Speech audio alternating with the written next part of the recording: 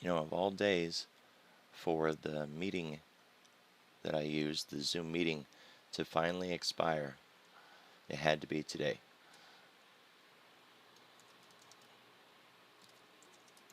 I should have checked that. Kind of get complacent, I guess. I never really think about it. So we're going to use a temporary link for this morning, and then I will build a new meeting.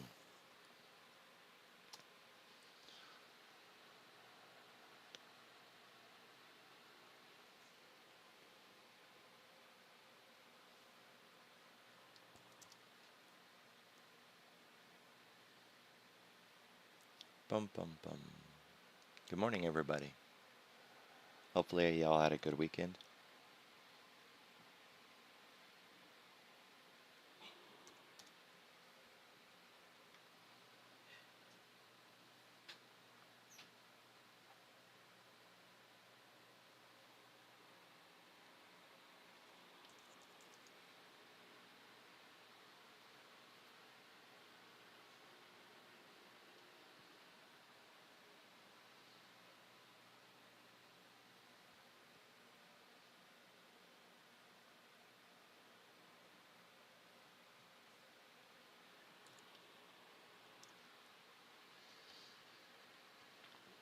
All right.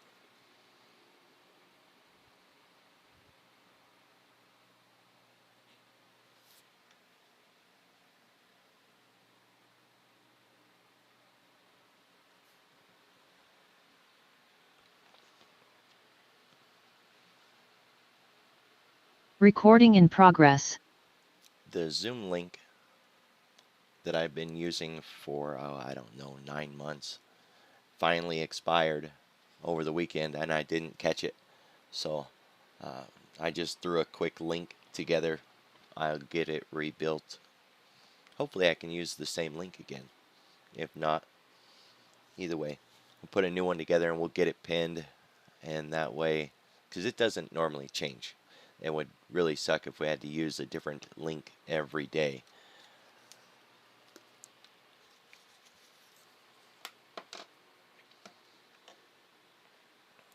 All right, on the books today, and I guess even before we get to the books, there is 5 things you need to know from Bloomberg that you can get for free. Even if you don't have a Bloomberg account, you can just go to Bloomberg and sign up for their free email. It's called 5 Things You Need to Know. They talk a little bit about the inflation data, and they mentioned Yellen, who had come out on Friday. We were really looking to see if she was going to intervene at all with the dollar. And I mean, she didn't make any. She didn't screw anything up, and then second, I didn't see that she really said anything impactful on any sort of policy that she had mentioned back in June. So nothing came out of that.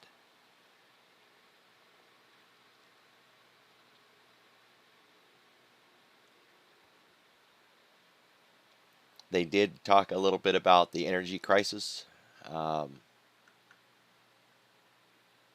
And then in Morning Joe or Morning Brew, which is another free email that comes out, they're talking about this shipping issue with the trains and the strike. If that kicks off, it could have some serious ramifications on everything that the Fed has been trying to work on with costs and inflation, and of course supply chain disruptions that we're already carrying over from the whole COVID mess. I live in Kansas, and we were at the store the other day, and we went to the deli to get some roast beef. They said we can't get roast beef right now. I was at another store, and they couldn't get Pepsi. Just weird, odd things, right? The world won't quit working because there's no roast beef in the deli, but it's just things like that, right? 2 weeks ago, it was short ribs. I couldn't find short ribs anywhere.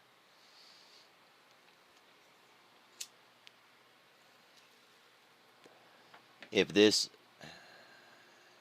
train issue kicks off, we're liable to see all kinds of a mess. All right, so as we usually do with the morning briefing, we want to start with what happened in the overnight hours. And I found One of the best free places to go to get that kind of information is Finance Juice. On the left-hand side, they'll give you an idea of who may be speaking today and different economic events that are on the books. It doesn't cost you anything to get an account. So, you could just come to the website and not sign in and use it. But I recommend opening an account so that you can use the filter. This is a news aggregate service. So it's aggregating news from all over the place. And, news isn't equal, right? BBC World News, I don't really need anything out of that, especially not in this. So that's just an example. Maybe CNBC, Fox News, CNN, whatever. Go in and weed out the names until you get it honed in and narrowed down to where it's more concise. It'll save you from an endless onslaught of maybe unactionable news, right? Another thing about this Finance Juice is they do a market wrap. Now, I believe that there was a holiday, so we're not seeing a market wrap for Europe like we normally would, but there's a market wrap after Asia closes, and then Europe, and then when we close. The reason I mentioned when we close that there's a market wrap is if you see moves through the day and you looked for news and you didn't really see any news on the why did we suddenly break to the downside or get a big push up, sometimes you can circle back here at the end of the day, and in that market wrap they'll kind of give you an idea of what might have caused that move, so it's worth circling back around. I used to hunt everywhere to see who was scheduled to speak for the day, and sometimes I could find it, sometimes I couldn't. But now, I just always come here and it's right there. By the way, this is a good starting point, but keep your eye on it through the day because it can change. More Fed speakers can suddenly start popping up. The time of the Fed speaker can change, so keep your eye on it. Don't assume that it's good to go and that it won't change.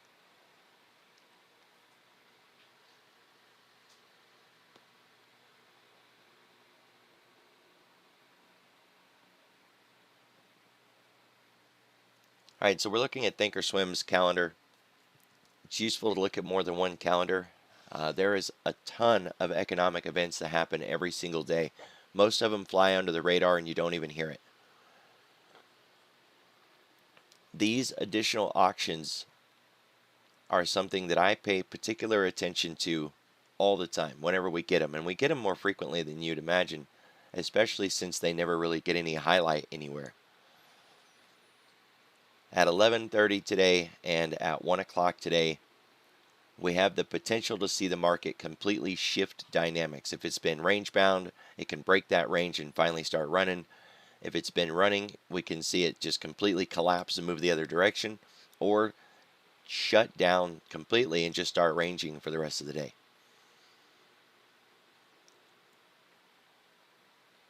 I always pay particular attention to these auctions, and they do not get any real coverage anywhere.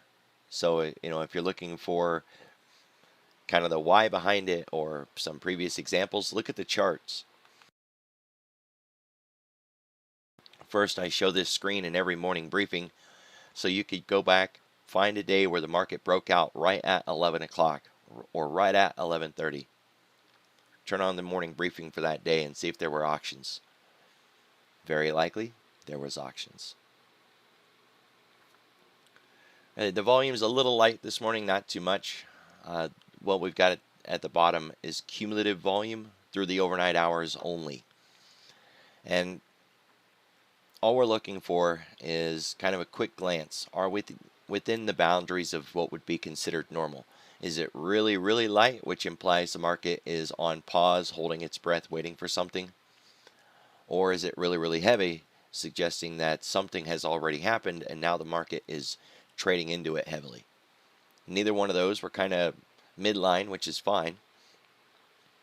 As with most indicators, 90% of the time or more, it doesn't have anything to tell you. There's no signal there. I consider this the same thing. We're not low, we're not high, kind of in the middle. Nothing to really see here. Tomorrow, we're going to get a really good example of what it looks like when the market is holding its breath, waiting for econ. I expect the numbers to be a lot lighter, probably somewhere in the 50s. That'll be for tomorrow.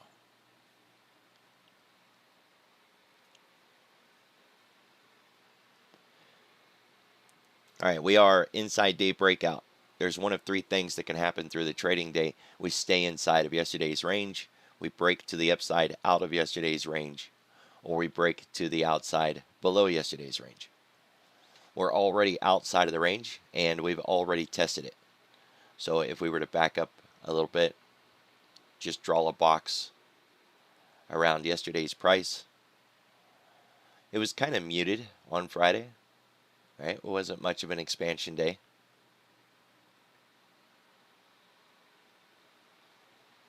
You can see we didn't quite bounce off of it.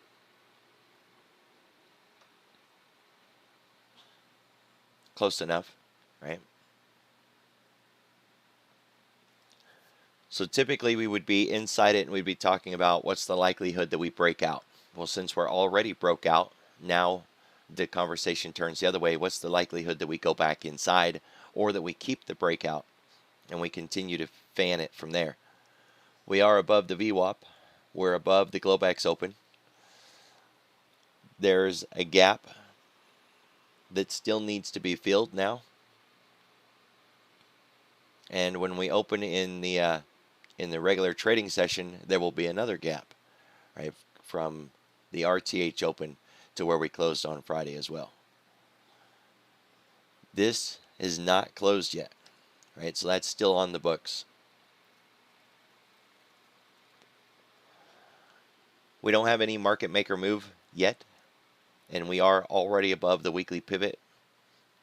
The full average daily range is 1.7%, which is around $72, and we're up 0.5% this morning. Half the ADR would be 41.32.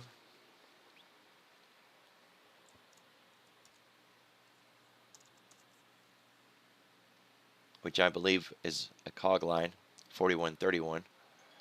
Turn those on and check. Nope, it's not. So 41.11 is a cog line. We got our own Globex high to get through. That'll give us a new high on the morning.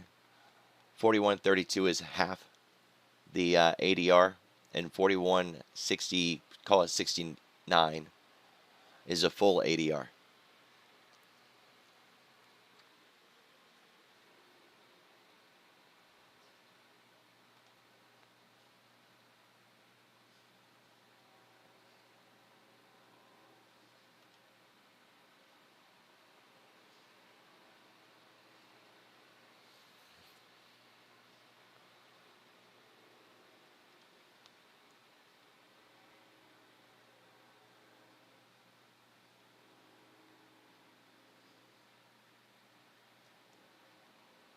$41.17 and $41.30, two additional minor pivots.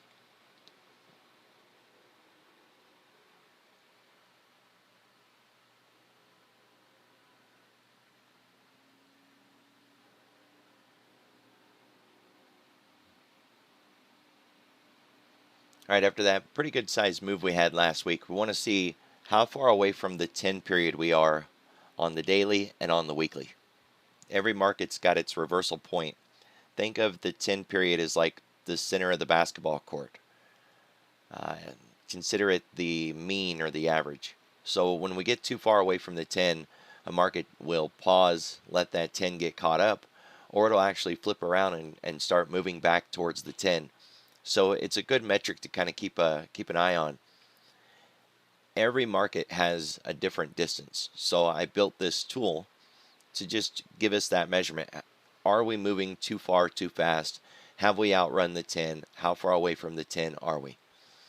The reversal this year in 2022 has been around 3%.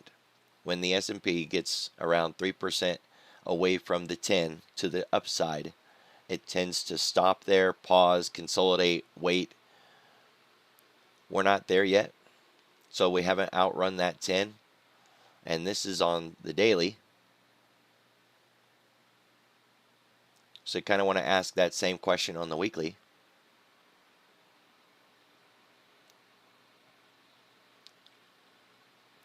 We're barely 1% away from the 10-week. We've got a lot of room here for expansion. We haven't run too far, and that's really all we wanted to see, right?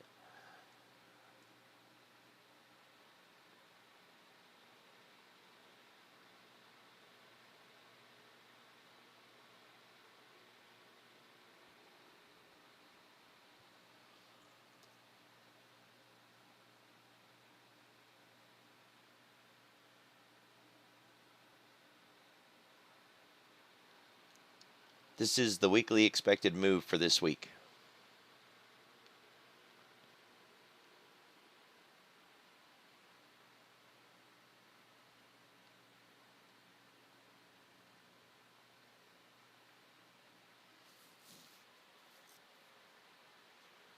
$41.58 and $39.73. Don't forget also, we are on the new contract. We're on the Decembers now, right? We're on the Z's. So if you haven't rolled yet, you're going to want to roll. You don't necessarily have to, but if you don't roll, really watch that volume.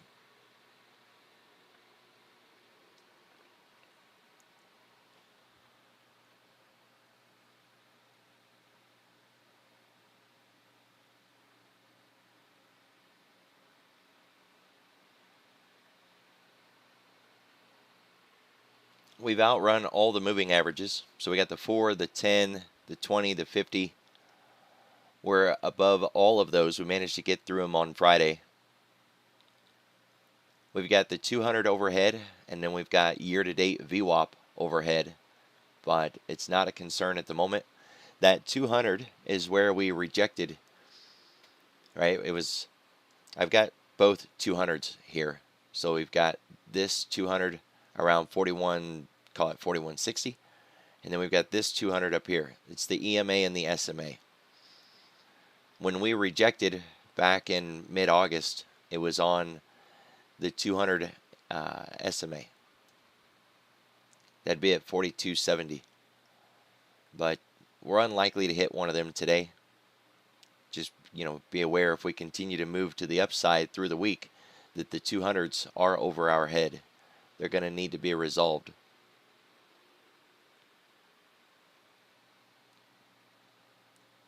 If things are to turn around and start to get nasty, you want to focus on where we would end up within Friday's trading range and what pivots are in play. So we'd get a VWAP cross, break through the Globex open, 4096. The roundy at 4100 isn't too bad either. Probably wouldn't hurt to mark that one out. Previous week's high at 4077. ADR half, 4060. The daily pivot point, which is at 4049. And by the way, if this is the daily pivot, we opened way up here, and we've not yet hit this, this becomes an MDP, missed daily pivot. It's actually a fully formed trading strategy. If you were to go out and search on YouTube, I'm sure you would find some videos on it. Pivot point trading is kind of my thing. I didn't make it. It's been around for a long, long time, but it's called MDP, missed daily pivot. And right now we have an MDP situation since we've opened and we've not hit it. One of the numbers that comes to mind when I was doing my research on those is that a market will hit its pivot point. I think the number is like more than 80% of the time. So you can imagine on the days where it doesn't hit it, it's doing the other 20%, right? It's doing that odd thing. Since normally it would hit. Which means if we start getting near it, we're likely to gravitate to it. Something to keep in mind, right? So if we get through the daily pivot point, we've got the cash open from Friday. Then we've got a full ADR at 4023. the weekly pivot point near the cog line at 40.11, and then the low of yesterday. When we're above the weekly pivot point, we're considered in a bullish market. So there's that as well.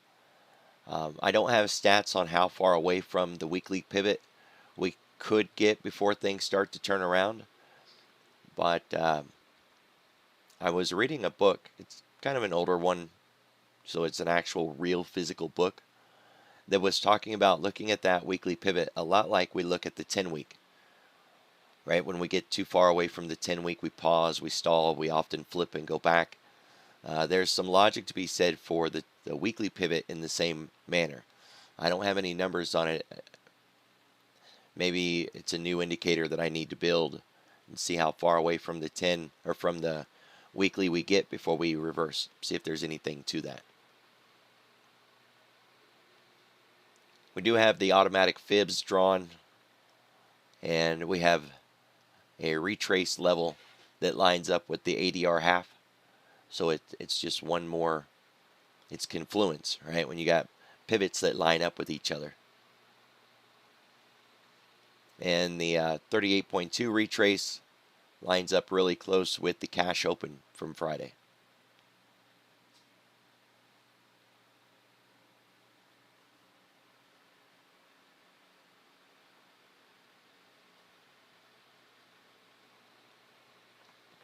All right, we got the 10-day, 30-minute volume profile, and right now it's really narrow, kind of holding on this lower edge.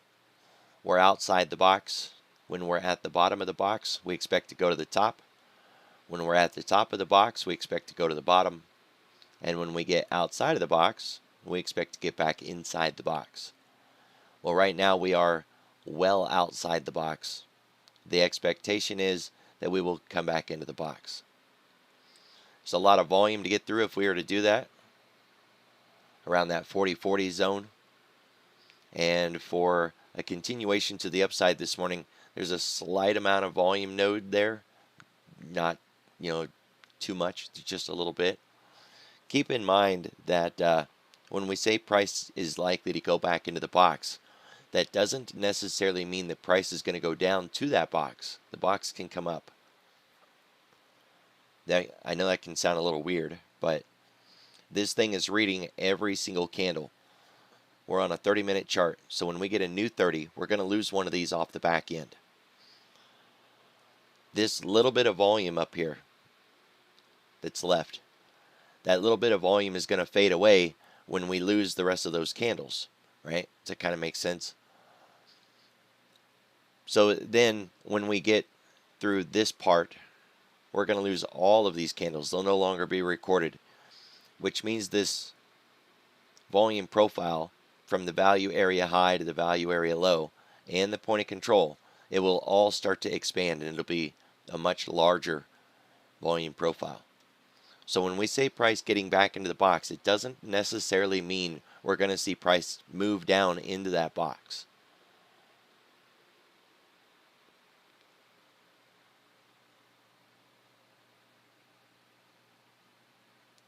The TPO point of control is much lower than the volume profile point of control. Something to keep an eye on. That 30-80 zone. All right, 5-day, 5-minute. We've got an untouched point of control, which lines up with the 618 June retrace. It's 40.65.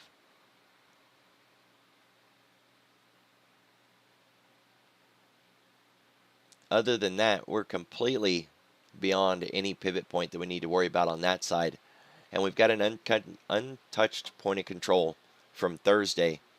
But that's at a level that we wouldn't see unless we get some extremely negative news today. And there's nothing on the docket that should be that negative, except maybe some news about the potential strike in the railways, right? That kind of news, I guess, could give us some volatility down to those levels, but Other than that, it's unlikely we're going to revisit 4,000 today. Still, there are lines you want to carry forward, right? Untouched point of control, those two locations. Just keep carrying them forward until we finally hit them, then you take them off.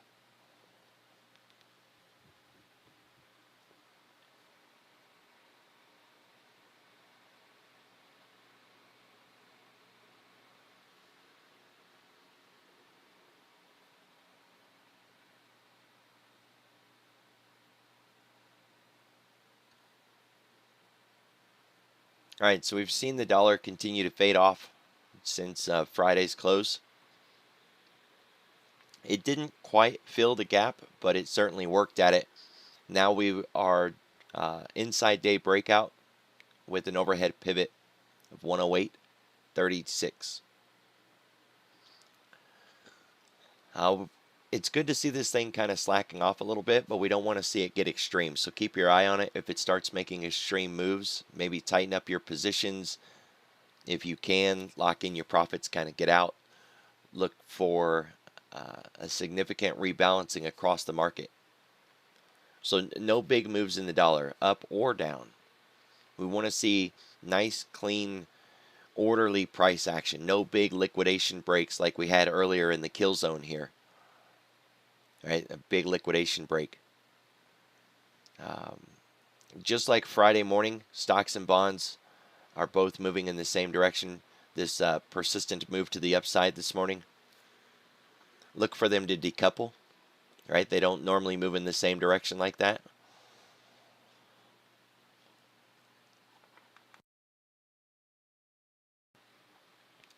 And Bitcoin is awake this morning, up nearly 5%.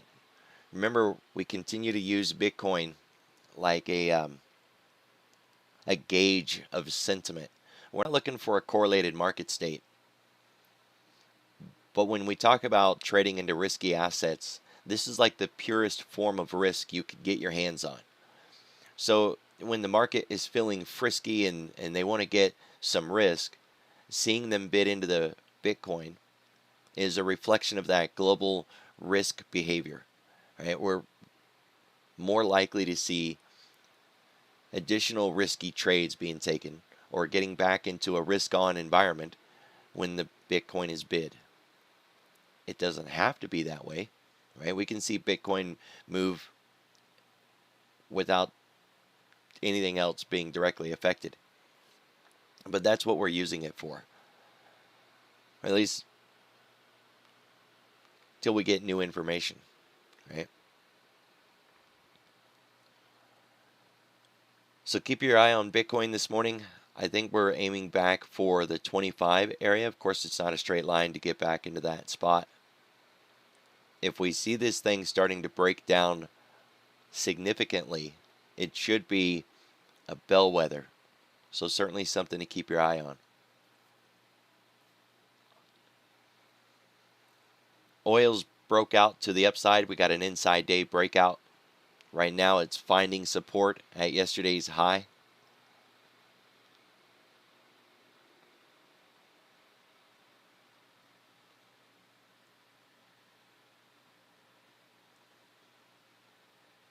And I believe we had a contract change in the VIX.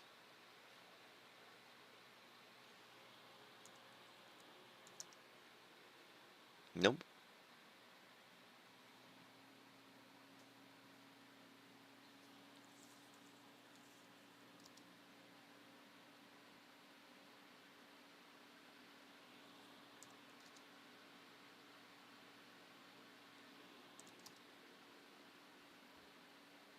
Come on, Thinkorswim, you can do it. 9 days.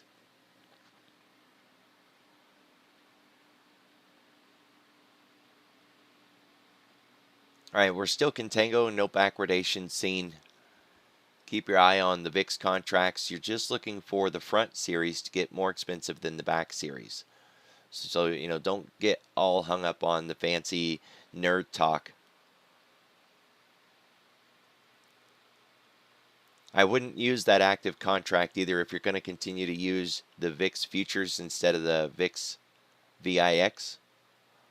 9 days, nah, I would swap off to September's already, or October.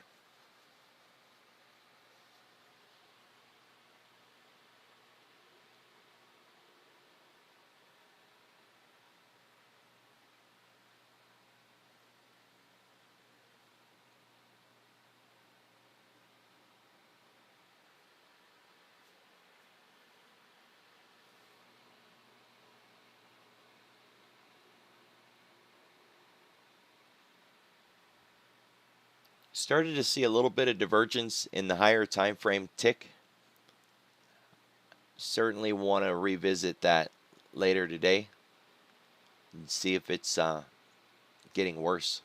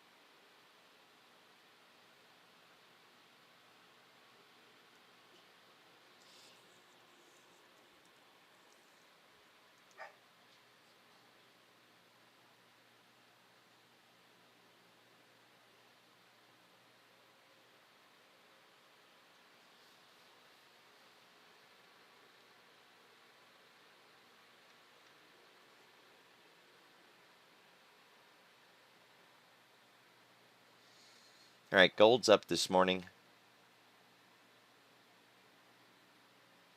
or at least the miners are up this morning.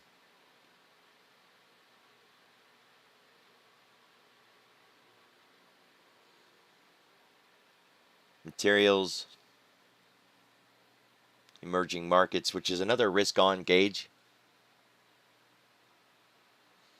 If you're, just like we were talking about with Bitcoin, emerging markets is another one with that kind of same sentiment, right? You see emerging markets getting bid in the pre-market, kind of lends a little credence to that risk on market behavior or risk on market sentiment.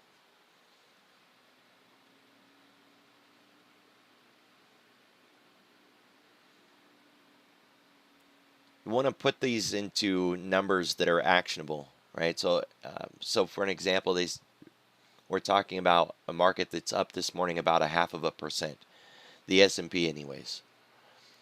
So in the S&P, how many names are up 1%? And since this is the S&P 100, we can use this number and say it in a percentage form. 8 names are up. It's 8% of the S&P is up 1%. Well, that's not very much. We're going to need more numbers than that. So let's drop the percentage measurement to 0.5%. 38% of the S&P is up this morning, 0.5%. All right, I mean, that's not bad. It's not crazy bullish, and it's not outlandishly exuberant, right? We don't want to see a bunch of names that are up 1.5%, 2% in the pre-market. 0.5%, that's not bad. Come in and try to look for something that stands out within the sectors, the industry, the sub-industry. The S&P 100 has financials and the Nasdaq 100 does not. So it's usually the first thing that I look at.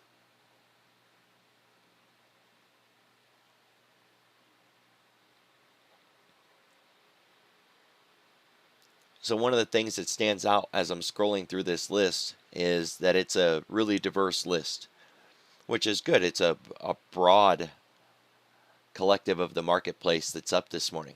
If it was just, say, one particular industry or one particular sector, I wouldn't like it as much, right? It doesn't give me that warm, fuzzy feeling thinking that we could see a good move in the market today when it's only one sector doing all of the heavy lifting.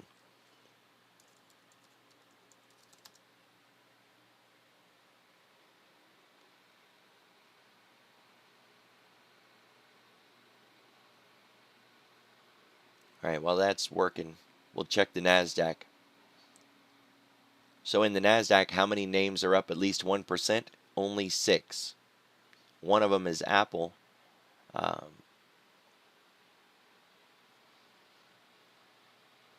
It's not the FANG list yet, right? Or the Monsters of Tech yet. But you would definitely want to revisit as we get closer to the open and see if more of those names hit that 1% benchmark. Like Tesla this morning is up 0.75%. It's not at that 1% benchmark, but it's up significantly.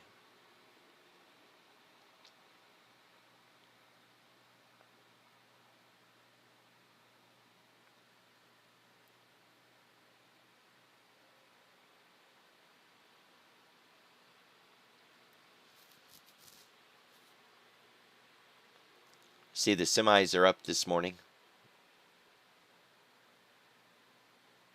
All the big names.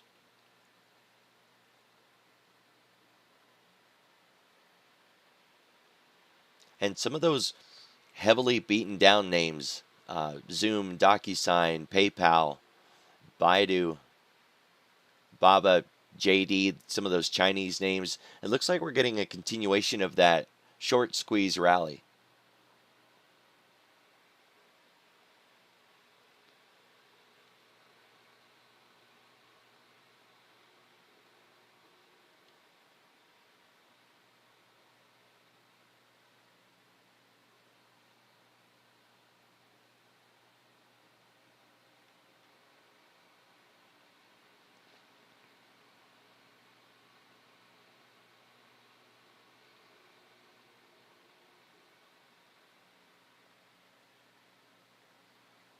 Really beautiful bear flag on natural gas.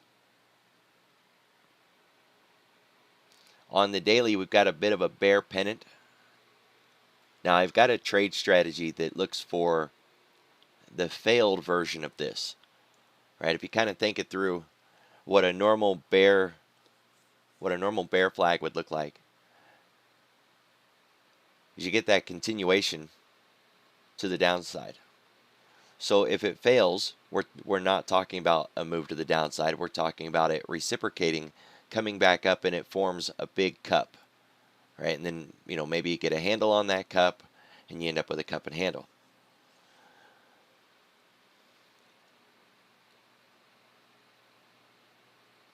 A bear pennant or a bear flag, certainly worth keeping your eye on for that topside breakout. These wicks are kind of forming a bit of this logic. So you're going to be looking for a TRB, trendline breakover, and then a resistance against 28.60, and then the break to the upside moving back towards 30. It doesn't owe us any of that yet. And we're very likely not going to see it today. We're talking about, over the coming days, if this maintains without breaking down out of the bottom of that wedge. Friday's a really wide candle. So until we leave Friday's range, we'll just look for an IX10 to develop.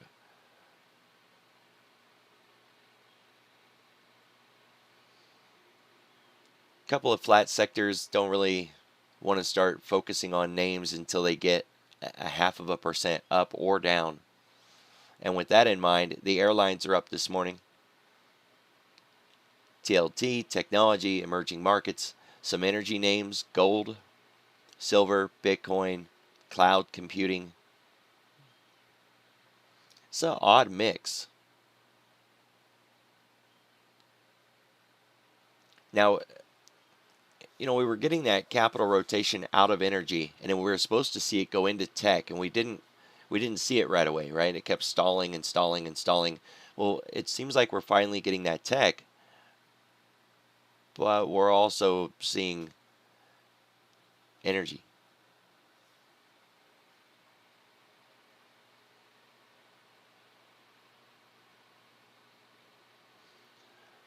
Using a broad brushstroke and just saying energy doesn't cut it, right? You're going to want to dig a little deeper, start getting which energy is doing good and which one isn't.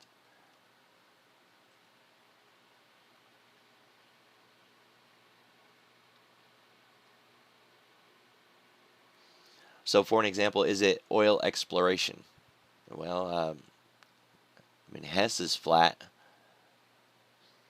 but otherwise, yeah, I mean, those are looking pretty good. ExxonMobil, ConocoPhillips, Valero, Occidental.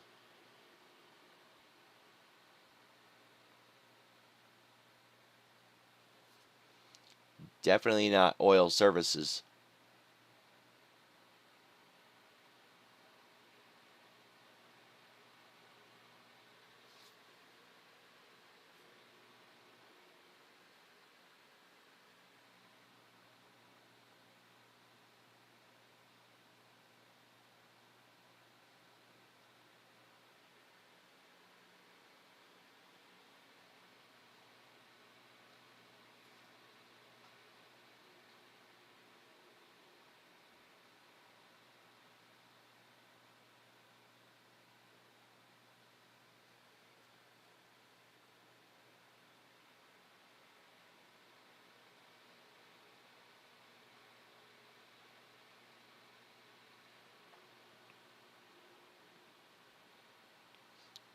Consumer discretionary is looking pretty good. This is where Tesla resides. Tesla, GM, Ford.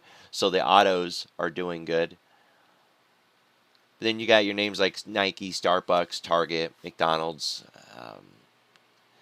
The retail isn't looking very good in here this morning. You know, if our benchmark is 0.5%, Nike, Starbucks, TJ Maxx, Target, McDonald's, Ross Stores, Dollar General, they're all less than 0.5%. Some of those start getting us into the red, you know, like Lowe's and Dollar General.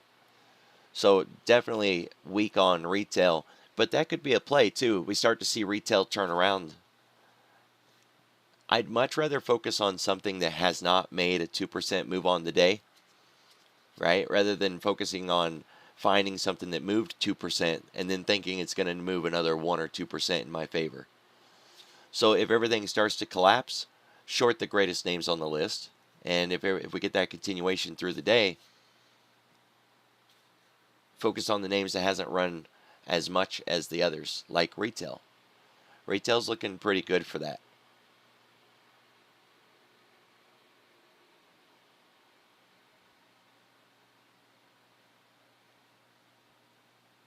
I mentioned the autos, so we may as well take a look at what's going on in the EV market.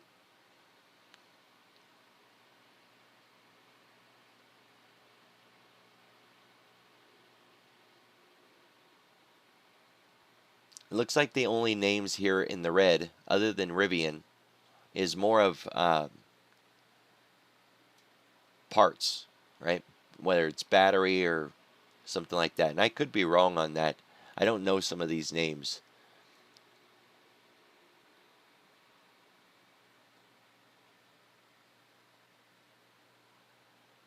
I tend to stick to the names I know and like, right? Still got the position being built in Ford, by the way. Sold puts on this. Trying to get stock. Then I'll end up selling calls on it. It's a accumulation process right now. I'm still gathering shares.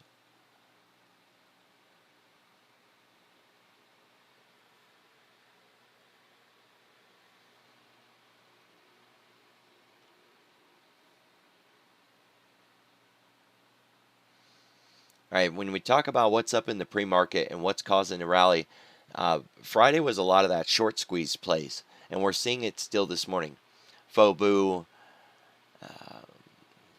AMC,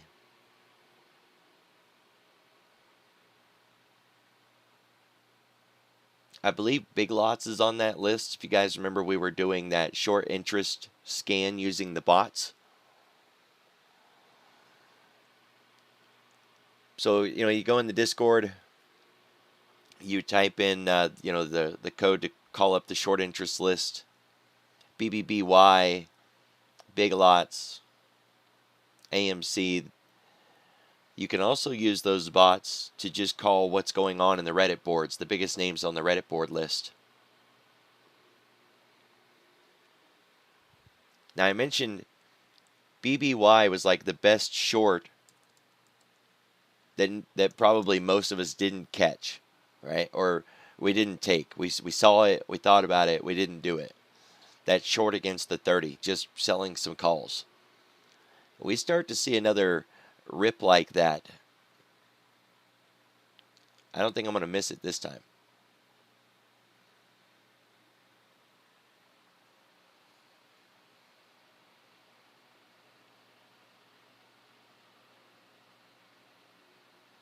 Now these two lists down at the bottom, they're really just one list. They're all the names that have weekly options.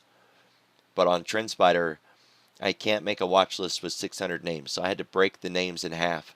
I didn't break it in any particular spot. I just kind of scrolled down, chopped it somewhere near the middle, and made two lists out of it.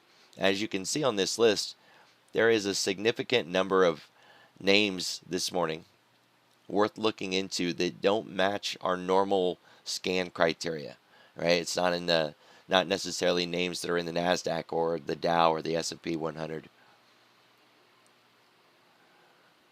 On Thinkorswim, you can scan for names that have weekly options, and then you can break that list down into names that have options with a penny value. So if you're using a smaller account, you can literally weed out options trades that are maybe a little too expensive just by using the penny options filter.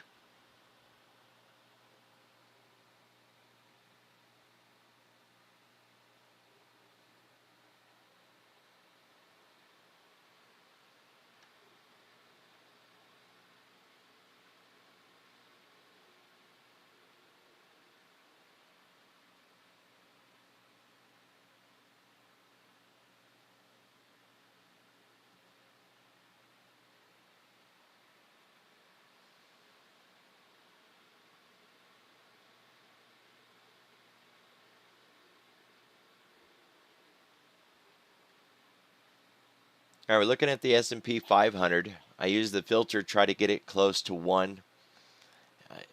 Sometimes you can, get pretty close, sometimes not. I think I got 116 names.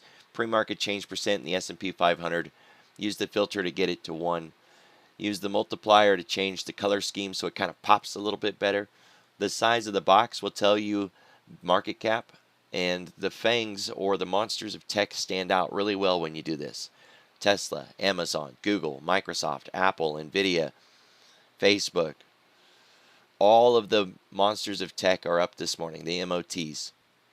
Add to that, we've got some really good financial names. Now, when it comes to having a rally in the marketplace, generally speaking, you need at least one of the 3 risk-on sectors. But if you can get more than one, it'd be better.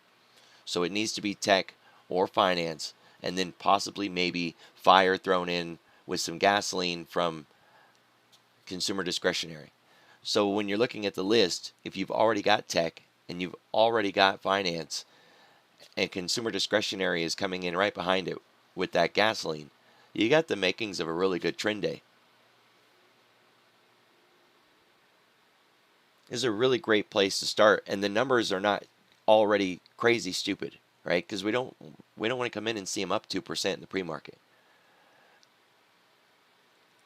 0.5%, 0.75%, maybe even a little bit past 1%. All of that is great.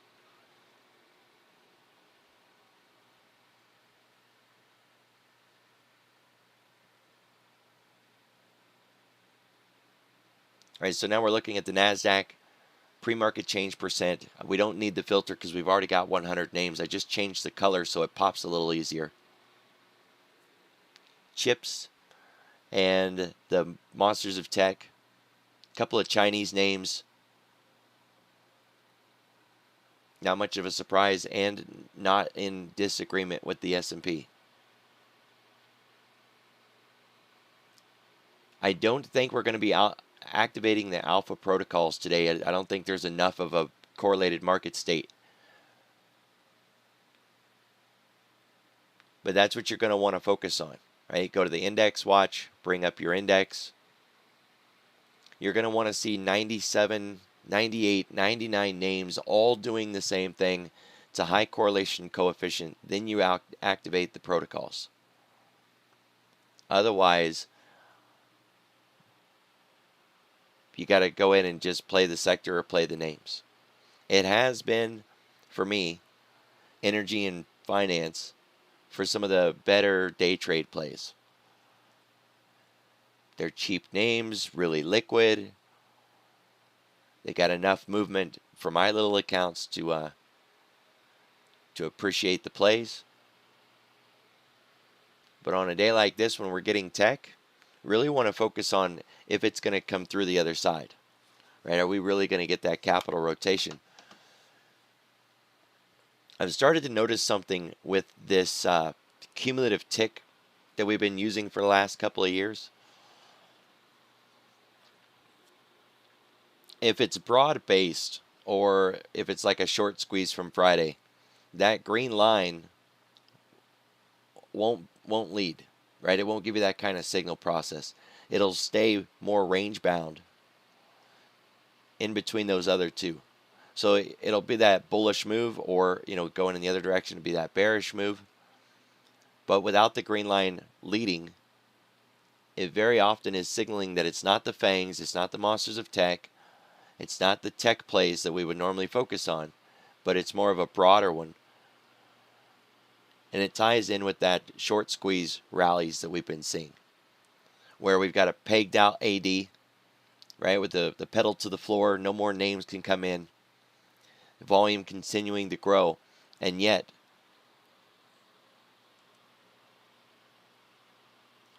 no real assistance from that green line. Heck, it couldn't even stay inside the channel Friday.